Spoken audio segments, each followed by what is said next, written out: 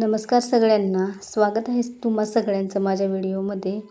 आज बटाट्याची रस्सा भाजी बनवणार आहे आणि संपूर्ण व्हिडिओ बघा। जर व्हिडिओ आवडला तर लाईक करा। इथे मी 2 मध्यम आकाराचे बटाटे घेतलेत। आता लगेच गॅस चालू करून ते बटाटे उकडून घेते।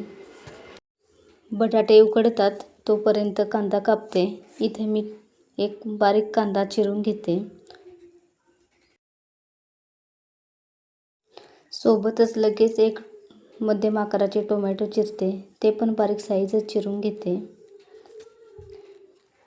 इथं कांदा, टोमॅटो, आला लसूणाची पेस्ट, कढीपत्ता, कोथिंबीर आणि मिरची सगळं तयार करून ठेवलंय। अगदी कमी प्रमाणात खडा मसाला घेतलाय।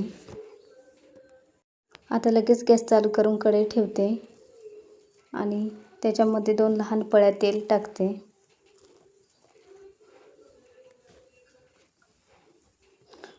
तेल गरम करून देते।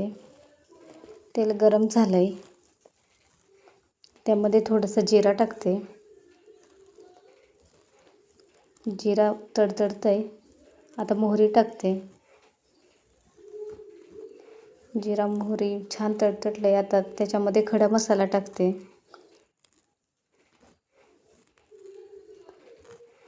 लगेच कांदा टाकते आणि सगळं मस्त मिक्स करून घेते।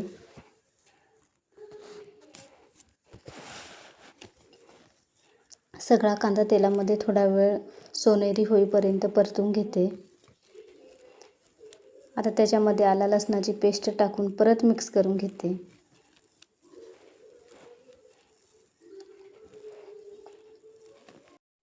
कांदा मस्त परतून झालाय, त्याच्यामध्ये एक लहान चिरलेली मिरची टाकते। आता थोडासा कढीपत्ता टाकते आणि परत मिक्स करते।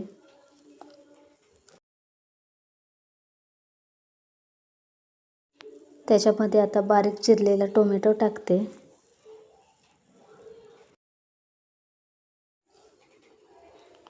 टोमॅटो सगळं हलवून घेते। मऊ होईपर्यंत 1-1.5 मिनिट हलवतच राहते।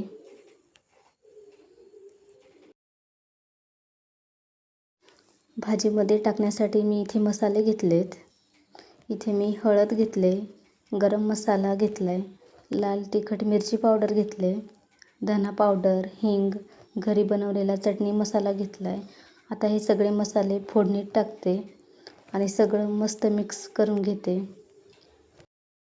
फोडणी जोपर्यंत मिक्स होत नाही मसाले तोपर्यंत हलवतच राहते, म्हणजे छान असे मिक्स होतील।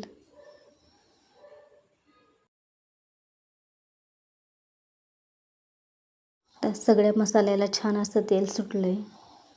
आता त्यामध्ये वाफवून घेतलेले बटाटे हाताने कुस्करून घेते। त्याचं साल मी आधीच काढून घेतलंय।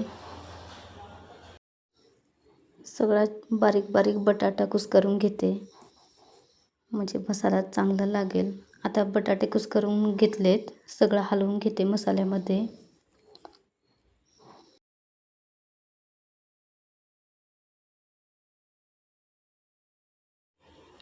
मस्त हलवून झाले। आता त्याच्यामध्ये बारीक चिरलेली कोथिंबीर टाकते आणि परत मिक्स करून घेते। सगळ्या बटाट्यात सगळी कोथिंबीर छान अशी मिक्स करते आणि इथे गरम पाणी टाकते, कारण बटाट्याची रस्सा भाजी बनवायची आहे म्हणून पाणी टाकते। आता इथे चवीनुसार मीठ टाकते। आता झाकण ठेवून साधारण 4 ते 5 मिनिटं परत शिजवून घेते। आता 4 ते 5 मिनिटं झालेत। आता झाकण काढून घेते। छान अशी उकळी आली। आता त्याच्यामध्ये कसुरी मेथी टाकते।